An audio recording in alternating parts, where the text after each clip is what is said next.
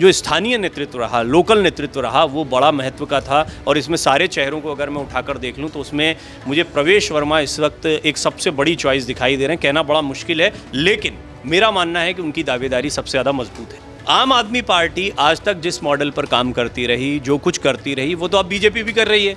आप नया क्या दे रहे हो? दूसरा, आम आदमी पार्टी की एक बड़ी इमेज रही कि वो ईमानदार हैं, वो बिल्कुल पार्टी विद द डिफरेंस हैं।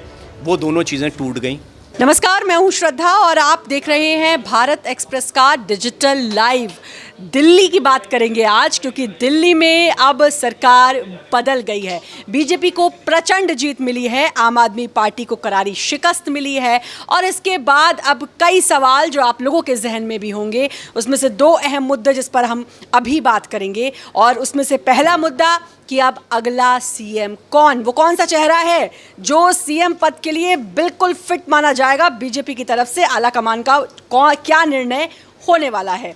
दूसरी बात, पूर्व मुख्यमंत्री आम आदमी पार्टी के संयोजक अरविंद केजरीवाल की क्या स्थिति अब होगी, क्या उनकी मुश्किलें अब भविष्य में और बढ़ सकती हैं और कद अब बहुत छोटा होगा क्या उनका, आगे क्या कुछ राजनीतिक भविष्य उनका क्या है। इस पर बात करने के लिए मेरे सहयोगी वरिष्ठ पत्रकार डॉक्टर प्रवीण तिवारी हमारे साथ जुड़े हुए हैं। तो प्रचंड जीत, हम पहले भी इस बारे में बात कर चुके हैं, काफ़ी लोगों से बात की थी, उन्होंने कहा था कि नहीं आम आदमी पार्टी की फिर से सरकार बनती दिखाई दे रही है। तब भी हमने यहीं पर खड़े होकर बात की थी कि बीजेपी के पास बहुत सारी ऐसी बातें हैं जो गेम चेंजर साबित होंगी, वो आज देखने को मिल गया। इस पर तो हम बात करेंगे, लेकिन उससे पहले सबसे बड़ा सवाल, अगला सीएम कौन?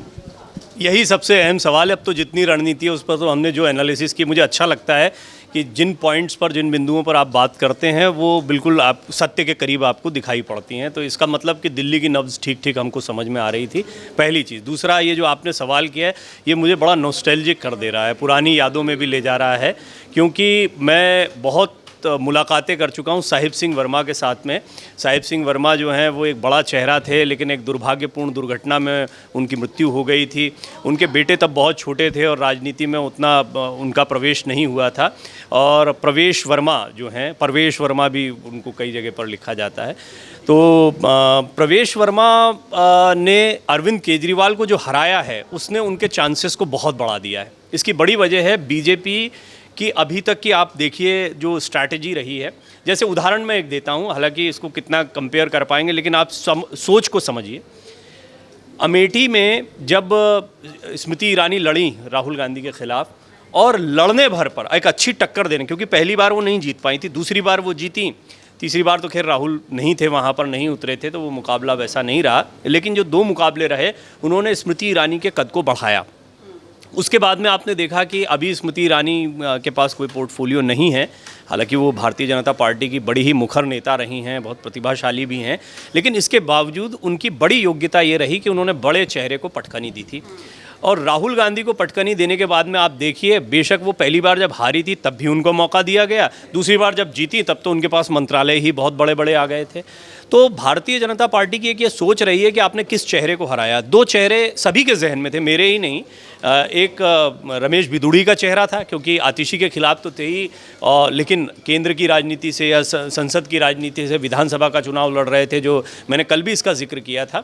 और भारतीय जनता पार्टी की ये रणनीति भी बहुत कारगर सिद्ध हुई है। लेकिन अनफॉर्चुनेट रहा, रमेश बिदुड़ी अच्छा लड़े हैं वहाँ पर, और बड़ी कांटे की टक्कर रही आखिर समय तक, आखिरी राउंड्स तक ये कॉम्पिटिशन चलता रहा। लोगों को बड़ा इंतजार था कि कई बड़े दिग्गज चेहरे आम आदमी पार्टी के हारे हैं, तो क्या खुद मुख्यमंत्री आतिशी भी हार जाएंगी, लेकिन वो जीत गई। ये आम आदमी पार्टी के लिए थोड़ा सा सुखद रहा। हालांकि ओवरऑल पिक्चर को देखा जाए तो 22 सीटों पर सिमट जाना ये उनके लिए बहुत ही बड़ा झटका है। तमाम बड़े दिग्गजों का हार जाना, इंक्लूडिंग अरविंद केजरीवाल का हार जाना, ये एक बहुत बड़ा झटका है। अरविंद केजरीवाल को नई दिल्ली सीट पर जैसे प्रवेश वर्मा ने हराया है, उसके बाद में जाहिर तौर पर प्रवेश वर्मा की दावेदारी बढ़ती है। एक जगह पर मुझे याद है, मेरा एक ये बहुत निजी संवाद था। साहिब सिंह वर्मा एक ऐसे व्यक्ति थे जिनसे मैंने ऐसे, ये निजी प्रश्न था, हम लोग बात कर रहे थे, उस समय पर दिल्ली ने एमसीडी में बड़ा अच्छा प्रदर्शन किया था, बड़े उत्साहित थे वो, और उसके बाद में विधानसभा चुनाव होने थे। तो मैंने उनसे ये पूछा था, मैंने कहा कि आप ये ऑन एयर तो नहीं बोल पाए, लेकिन कौन आपको लगता है दिल्ली का चेहरा? तो उन्होंने इशारों में सही ये बताया था कि उनका कैंडिडेचर कितना मजबूत है। साहिब सिंह वर्मा जो है, उनका एक एस्पिरेशन था। मुझे लगता है कि वो जो विरासत मिली प्रवेश वर्मा को, उसको वो आगे तो बढ़ा ही रहे हैं। उनके लिए एक बहुत जिसको आप योग संयोग कह लीजिए, समय कह लीजिए, उनका समय तो आया है। अरविंद केजरीवाल को हराना, पूरे चुनाव की चर्चा तो होगी ही होगी, लेकिन अरविंद केजरीवाल को उनकी सीट पर हराना ये ज़्यादा चर्चा का मुद्दा रहेगा। और प्रवेश वर्मा क्योंकि ये करने में कामयाब रहे तो उनकी दावेदारी मुख्यमंत्री पद पर मजबूत होती। हालांकि बीजेपी डार्क हॉर्सेस वाली पार्टी है। आपने डॉक्टर मोहन यादव का प्रयोग देख लिया, भजन लाल शर्मा जी का प्रयोग देख लिया, साय साहब का छत्तीसगढ़ में प्रयोग देख लिया, इसी तरह से नायब सैनी साहब जो हैं वो भी, पहले मनोहर लाल खट्टर भी इसी तरह से है। तो भारतीय जनता पार्टी ऐसे चेहरों में बिलीव करती है जिसके बारे में कोई ना सोच रहा हो। बहुत ज़्यादा चर्चा जिसके बारे में होती है वो किनारे हो जाते हैं। लेकिन फिर भी दिल्ली की राजनीति अलग रही। दिल्ली की राजनीति में केंद्र का उस तरह का हस्तक्षेप मैंने नहीं देखा जैसा कि अन्य राज्यों में देखने को मिलता है। यहाँ पर स्थानीय नेतृत्व, स्थानीय नेताओं का एक्टिव होना बहुत ज़रूरी होता है। उनसे बहुत ज़्यादा उम्मीदें होती, उनको बड़ा एक्टिवेट किया भी गया था। हालांकि इस चुनाव में प्रधानमंत्री मोदी, गृहमंत्री अमित शाह, उत्तर प्रदेश के मुख्यमंत्री योगी आदित्यनाथ, सब ने अपनी पूरी ताकत झोंकी। इसके बावजूद जो स्थानीय नेतृत्व रहा, लोकल नेतृत्व रहा, वो बड़ा महत्व का था। और इसमें सारे चेहरों को अगर मैं उठाकर देख लूँ तो उसमें मुझे प्रवेश वर्मा इस वक्त एक सबसे बड़ी चॉइस दिखाई दे रहे हैं। कहना बड़ा मुश्किल है, लेकिन मेरा मानना है कि उनकी दावेदारी सबसे ज़्यादा मजबूत है। प्रवेश वर्मा की नाम भी उन्हीं का आगे चल रहा है। लेकिन जो आपने कहा कि बीजेपी अंदर खाने में क्या बातचीत होती है, क्या निर्णय होता है, खैर उसका इंतज़ार हमें भी करना होगा। तब पता चलेगा कि जो आकलन हम लोग लगा रहे हैं वो कितना सही होता है। अब ज़रा केजरीवाल पर आ जाते हैं, क्योंकि मुश्किलें तो बहुत लंबे समय से चल रही हैं। जेल गए, वहाँ से वापस आए, इस्तीफ़ा थक हार के देना ही पड़ा क्योंकि सुप्रीम कोर्ट ने एक ऐसा ऑर्डर दे दिया था कि आपका कोई हस्तक्षेप तो होगा ही नहीं। तो फिर उसके बाद उनका सीएम रहना कोई बड़ी बात नहीं होती। फिर उनको लगा कि भाई अगर मैं हट जाता हूं तो शायद लोगों पर यह असर जाए कि भाई उसने सीएम पद से तो हट गए थे, कि इमोशनल जो अक्सर उनकी स्ट्रेटजी देखी गई है इमोशनल कार्ड की। लेकिन अब ये उम्मीद बहुत कम लोगों को थी कि अरविंद केजरीवाल ही हार जाएंगे। अब उनके हारने के बाद क्या, बहुत तरीके के बयान आ रहे हैं। कोई कह रहा है कि वापस जेल जाएंगे। क्या रहेगा, क्या भूमिका अब दिल्ली की राजनीति में उनकी रहने वाली है? अरविंद केजरीवाल ने भारतीय राजनीति में कुछ नए प्रयोग किए, सक्सेसफुल प्रयोग रहे। उन प्रयोगों के लिए उनको हमेशा याद किया जाता है। अरविंद केजरीवाल की निश्चित तौर पर मुश्किलें अब बढ़ने वाली हैं, दोनों ही लिहाज से। जो शराब घोटाला मामला है उसको लेकर जिस तरह एजेंसीज़ पर आम आदमी पार्टी की तरफ से वार किए गए, ये एक उकसावे जैसा भी दिखाई देता है। क्योंकि एजेंसीज़ ने जो कार्रवाई की, एजेंसीज़ ने बार बार अपने पक्ष को कोर्ट के सामने रखा। ज़मानत भी आपको याद होगा खारिज हुई, तो उस समय पर भी ये कहा गया कि क्या तथ्य उनके पास मौजूद हैं। एजेंसीज़ कभी इतना बड़ा ठीकरा अपने सर पर लेकर नहीं चल सकती हैं। वो अगर मानती हैं और उनके पास कुछ ऐसे तथ्य हैं कि अरविंद केजरीवाल, मनीष सिसोदिया या अन्य लोग या आम आदमी पार्टी किसी भी तरह से किसी घोटाले में लिप्त थी, भारतीय जनता पार्टी की सरकार आने के बाद, जैसा कि आपने भी कहा, कई प्रवक्ताओं से मेरी भी बात सुबह से हो रही है और उनसे जब भी बात करते हैं तो वो ये कहते हैं कि हम इन घोटालों का और पर्दाफाश करेंगे। जैसे ही सत्ता में कोई राजनीतिक दल आता है तो उसका एक्सेस बढ़ जाता है। इसको भी समझिए। आप दिल्ली प्रशासन में जब एक्सेस पाएंगे तो आपको बहुत सी ऐसी चीज़ें भी पता लगेंगी जो आमतौर पर पिछले 10 साल से सिर्फ आम आदमी पार्टी के या अरविंद केजरीवाल और उनके सहयोगियों के एक्सेस में थी। तो भारतीय जनता पार्टी अभी तक तो इसमें नहीं थी पिक्चर में। हालांकि आम आदमी पार्टी की तरफ से आरोप लगाया गया कि ये षड्यंत्रकारी नीति है, एजेंसीज़ का कथित भेजा इस्तेमाल किया जा रहा है, ये आरोप लगाए गए। लेकिन अब तो भारतीय जनता पार्टी सत्ता में होगी, तो अब ये राजनीतिक लड़ाई के साथ साथ में सत्ताधीश पार्टी की उस पूर्व पार्टी के खिलाफ भी लड़ाई होगी। और आप देख लीजिए भारतीय राजनीति का इतिहास, तमिलनाडु से बहुत चीज़ें शुरू हुई थी। तमिलनाडु की राजनीति बड़ी अलग, करुणानिधि, जयललिता, इन दोनों के बीच में जो कुछ चलता रहा, एक दूसरे को जेल भेजने की कार्यवाही हो, ये हो। और सब जानते हैं कि राजनीति में जो एक दल होता है उसके जो किए हुए काम होते हैं, दूसरा दल उसमें 50 चीज़ें निकाल लेता है, क्योंकि होती हैं कुछ ना कुछ। मुझे लगता है कि भारतीय जनता पार्टी ने अपना जो एक भ्रष्टाचार रहित पार्टी के तौर पर, या फिर प्रधानमंत्री मोदी का जो एक ईमानदार वाला चेहरा रहा है और कर्तव्यनिष्ठता, कर्तव्य, इन चीज़ों पर जो उनका जोर रहा है, उसको दिखाने का प्रयास भी यहाँ पर रहेगा। तो भारतीय जनता पार्टी दिल्ली में कोई भ्रष्टाचार हुआ है, अगर उन पर किसी तरह के आरोप आम आदमी पार्टी की तरफ से लगे कि आप षड्यंत्र कर रहे हैं, फंसा रहे हैं, तो निश्चित ही भारतीय जनता पार्टी सरकार आने वाले दिनों में कुछ खुलासे कर सकती है। एजेंसीज़ को हो सकता है उससे फ़ायदा मिले, क्योंकि एजेंसीज़ को भी सबूत जुटाने के लिए बड़ी चुनौतियां होती हैं। उनका एक्सेस भी सीमित होता है, कितना सहयोग मिल रहा है प्रशासन से, नहीं मिल रहा है, वो भी एक चीज़ होती है। तो ये दोनों पहलू बताते हैं कि अरविंद केजरीवाल की मुश्किलें पहले तो बढ़ने वाली। दूसरा, राजनीतिक भविष्य। ये वही अरविंद केजरीवाल हैं जो एक ऐसे रथ पर सवार हो गए थे गुजरात की जीत के बाद में, और गुजरात के बाद से इनका मामला गड़बड़ाना शुरू हुआ। गुजरात में जैसे ही ये 14% वोट प्रतिशत लेकर आए, राष्ट्रीय पार्टी का दर्जा इनको मिल गया, उसके बाद से तय हो गया था कि अब ये मध्य प्रदेश में एक्सेस करेंगे। हरियाणा तो ये माना ही जा रहा था कि कोई उलटफेर कर देंगे, क्योंकि हरियाणा में पहले ही उन्होंने अब कल्टिवेट करना शुरू किया था, अपने कार्यकर्ताओं को, काडर को बहुत मजबूत करना शुरू किया था। लेकिन अनफॉर्चुनेटली अरविंद केजरीवाल उस समय, फिर उनका शीर्ष नेतृत्व जेल में गया, शराब घोटाले के आरोप लगते चले गए, वो एक अलग ही उलझन में चले गए। तो ना तो वो लोकसभा चुनाव वैसे लड़ पाए जैसे उनसे उम्मीद की जा रही थी, ना ही वो हरियाणा का चुनाव वैसे लड़ पाए, और सच पूछिए मेरी मानिए तो दिल्ली का चुनाव भी आम आदमी पार्टी वैसे नहीं लड़ पाई जैसे वो शायद लड़ सकती थी। और इसकी खामियां, इसकी कमियां कहीं ना कहीं अब उनको विचार मंथन करना होगा, वो कर रहे होंगे, पहले भी कर लिया होगा। जहाँ तक आम आदमी पार्टी का डर है, मैं ऐसा नहीं कि आज नतीजों के बाद ये बात बोल रहा हूँ, पुराने भारत एक्सप्रेस पर आप देख लीजिए, डिजिटल प्लेटफॉर्म पर तमाम एनालिसिस पड़ी हैं, वहाँ हमने पहले भी इन मुद्दों को रखा था कि आम आदमी पार्टी इस बार परेशान साफ साफ दिखाई दे रही है। बहुत सारी थी आम आदमी पार्टी के सामने, लेकिन प्रवीण जी वजहों पे थोड़ी सी मैं बात कर लेती हूँ, क्योंकि अरविंद केजरीवाल की आपने बात की, उन्होंने कहा कि परेशान थे, ना वैसे लोकसभा का चुनाव लड़ पाए, ना हरियाणा का चुनाव लड़ पाए। 2-3 वजह ज़रा मैं बात करूँगी। एक, लोकसभा में गठबंधन के तहत लड़ना, उसी कांग्रेस पार्टी के साथ आपका होना, जिसके लिए आपने कहा था कभी गठबंधन नहीं करूंगा, उन्हीं के साथ। हरियाणा इलेक्शन में आपको लगता है अलग अलग राहें होनी चाहिए, दिल्ली इलेक्शन में फिर आपको लगता है अलग अलग राहें होनी चाहिए, और जो 2 विचारधारा लोकसभा में एक दिखाई दे रही थी, वो एक दूसरे पर आरोप प्रत्यारोप करते हुए साफ तौर पर नजर आए। खूब हमले बोले अरविंद केजरीवाल ने राहुल गांधी पर, राहुल गांधी ने अरविंद केजरीवाल पर, यानी दोनों की पार्टियों पर। इसके अलावा क्या एक बड़ा फैक्टर ये है कि Arvind Kejriwal hit and run की जो बात कही जाती है, कल भी कहा 15 करोड़ का ऑफर, और उसके बाद जब एसीबी की टीम पहुंची तो फिर आपने कोई जवाब नहीं दिया, तो क्या ये एक बहुत बड़ी वजह और लोगों को समझ में आती है? ये तो खैर कल हुआ, लेकिन इस तरह की और भी बातें हैं।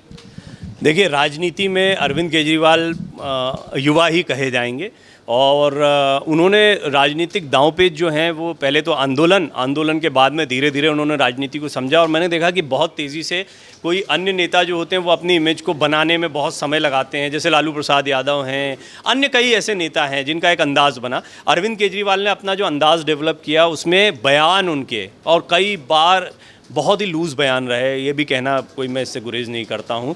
कई बातें वो ऐसी कह जाते थे जिसको बाद में भारतीय जनता पार्टी ने झूठ का पुलिंदा, झूठ का चेहरा जैसी बातों के साथ में प्रचारित किया।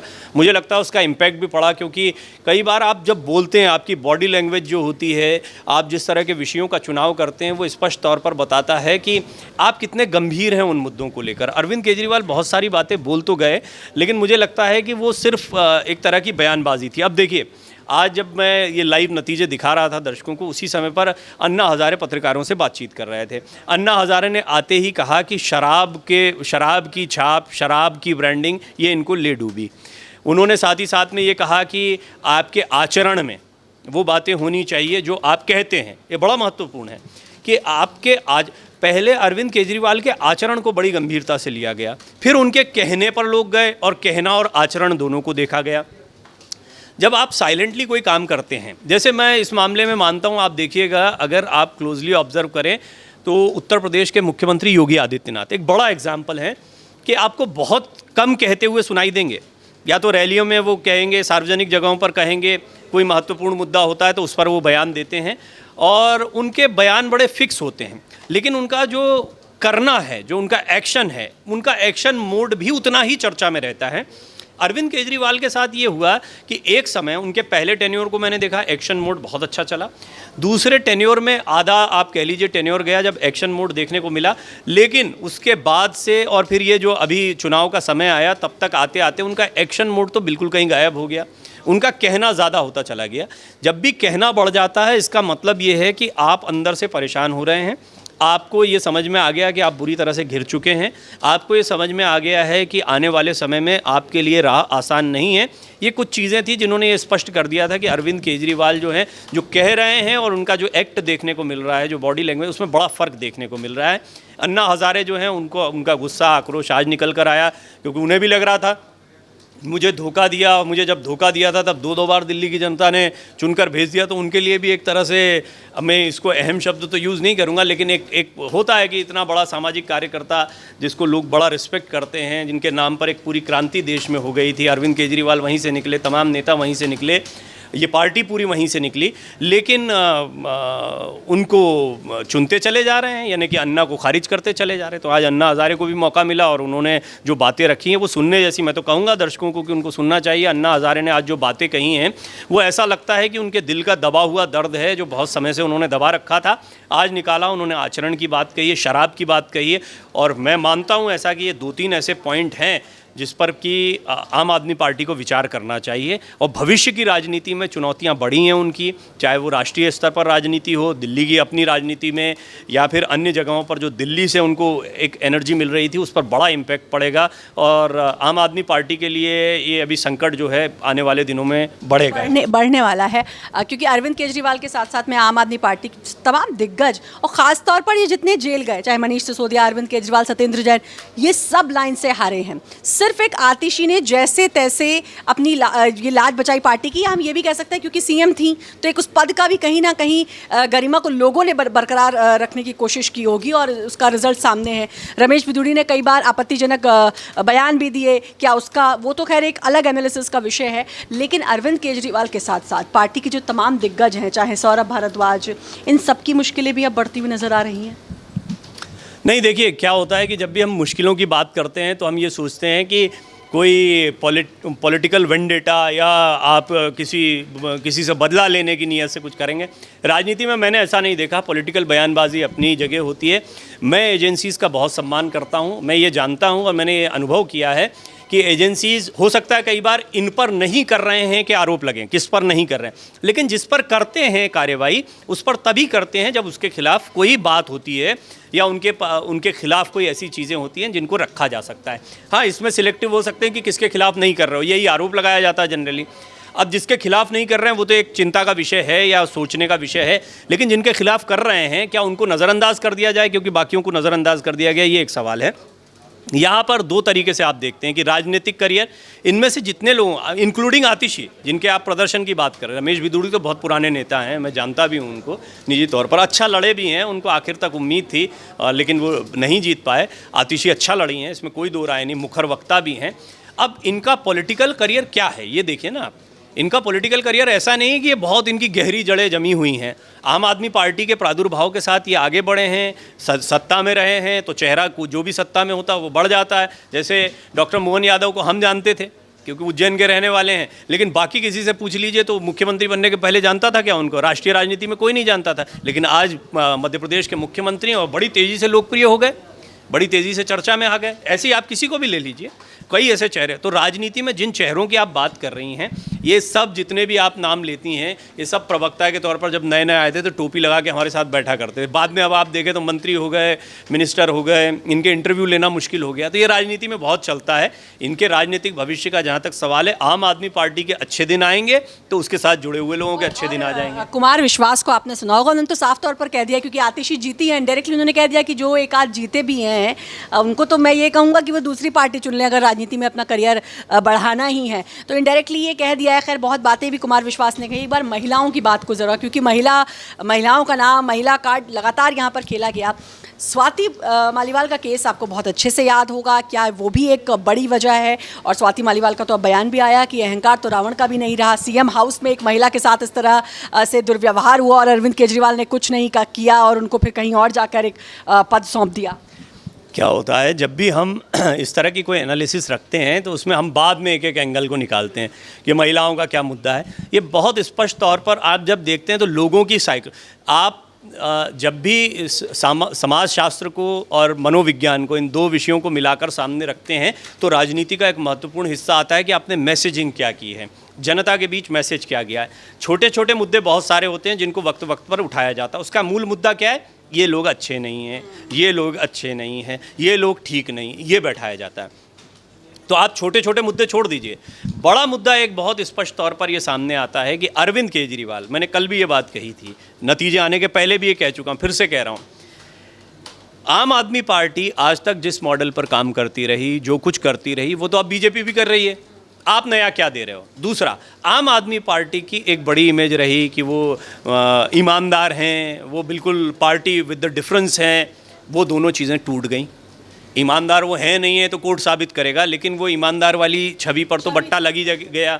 इधर कट्टर भ्रष्टाचारी और कट्टर झूठा कह रहे हैं, ये कट्टर ईमानदार और कट्टर सत्यवादी बताने में तुले हुए हैं। लेकिन इसकी ज़रूरत क्यों पड़ी? क्योंकि आपके ऊपर कहीं ना कहीं वो आक्षेप जो है आपको भी लगा कि बैठ रहे हैं। और मनीष सिसोदिया जैसे चेहरे पर, मनीष सिसोदिया तो कम से कम ऐसा चेहरा मैं मानता था जिनको पहले पत्रकार रहे हैं वो, और उसके बाद में राजनीति में आए। राजनीति में आने के बाद में बड़े सौम्य स्वभाव, लेकिन जब उन पर आरोप लगे, जेल चले गए, तो उसके बाद में तो उनको लेकर भी लोग, अब आप देख रहे हैं कई वीडियो वायरल हो रहे थे, नारेबाजी हो रही है, उनके खिलाफ वोटिंग होती है जहाँ जाते हैं। तो ये जो इमेज पर बट्टा लगा, ये बड़ी चीज़ है। पहली चीज़, आपने कारण पूछा, आप महिला, स्वाति मालीवाल, मारपीट, अरे ये छोटे छोटे मसले हैं, ये तो होते रहते हैं। लेकिन ओवरऑल इनको ये बताना भारतीय जनता पार्टी की तरफ से कि ये वो लोग नहीं है जैसा आपको बताते आए हैं, ये वैसी पार्टी नहीं है, ये वैसे लोग नहीं हैं, ये उतने सच्चे लोग नहीं हैं जैसा बताते आए, ये बात जची है लोगों को, ये नतीजा स्पष्ट हो। जब 10 साल पहले कांग्रेस की सरकार थी तो अरविंद केजरीवाल आकर यही तो बताते थे कि ये भ्रष्टाचार, तमाम लंबी लंबी पोथे लेके फाइल्स के आते थे और उसके बाद आरोप लगाकर चले जाते थे, लेकिन उसके बाद गायब, उसके बाद वो सारी बातें गायब। तो अब यही छवि बीजेपी ने उनकी बताई कि भाई ये असली छवि है, जो एक नारा दिया गया, आपदा जाएगी और बीजेपी आएगी। मुझे लगता है ये नारा बिल्कुल सटीक बैठा बीजेपी का, और इस नारे की वजह से भी लोगों को समझ में आया। इसको अगर मैं जैसे हमने आपने जो बात की उसको राउंड अप करूं तो मुझे लगता है कि 2-3 फैक्टर रहे। एक तो जैसे संजय राउत कह रहे थे, संजय राउत ने कहा कि इनके पास तो आखिरी मौका था, इन्हें तो दिल्ली जीतना ही था। ये एक फ्रस्ट्रेशन को भी दिखाता है। अभी देखिए ईवीएम को लेकर एक जो बहस चलती थी उस पर बड़ा विराम लगेगा इससे, क्योंकि हमने और पूरे देश ने उस क्लोज कंटेस्ट को देखा कि कोई 300 वोट से आगे है, फिर कोई 400 वोट से आगे हुआ, तो बहुत ही फेयर डील वहाँ पर चल रही थी। और अभी जो आया उसके पहले जो आकलन था, मैं तो एग्जिट पोल वालों को थोड़ा सा बधाई देता हूँ, राहत की सांस ले लेंगे, वो बच गए बाल, नहीं तो लगातार वो लुढ़कते जा रहे थे। अब कम से कम ये कहने को होगा कि कहीं ठीक भी साबित हुए। ये दूसरी चीज़ आई।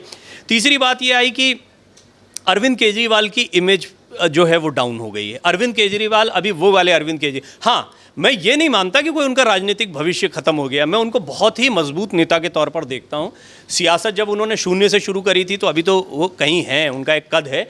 ये जो मामला है भ्रष्टाचार वाला मामला, इसमें वो कितने उलझते हैं, इससे कब तक उभरते हैं, ये एक बड़ा मसला रहने वाला है। आने वाले दिनों में अन्य राज्यों में क्या वो अपने काडर को विकसित कर पाएंगे, क्या वो अपनी एक इमेज ऐसी बना पाएंगे। कोई भी पार्टी कार्यकर्ताओं से चलती है। भारतीय जनता पार्टी की ताकत ये है, जैसे आप आतिशी जी के बारे में कह रही थी कि वो इसमें चले जाएं, क्यों लोग उससे जुड़ना चाह रहे हैं पार्टी से? क्योंकि पार्टी पर भरोसा लोगों का बढ़ता जाता है, सोच पर भरोसा बढ़ता जाता है। आम आदमी पार्टी का एक काडर रहा, आम आदमी पार्टी जो है वो अब क्या उतनी मजबूती से कार्यकर्ताओं को बांधे रखेगी और नई जगहों पर कार्यकर्ताओं को अपने साथ विकसित कर पाएगी। उदाहरण के तौर पर आप वामपंथी दलों को देखिए।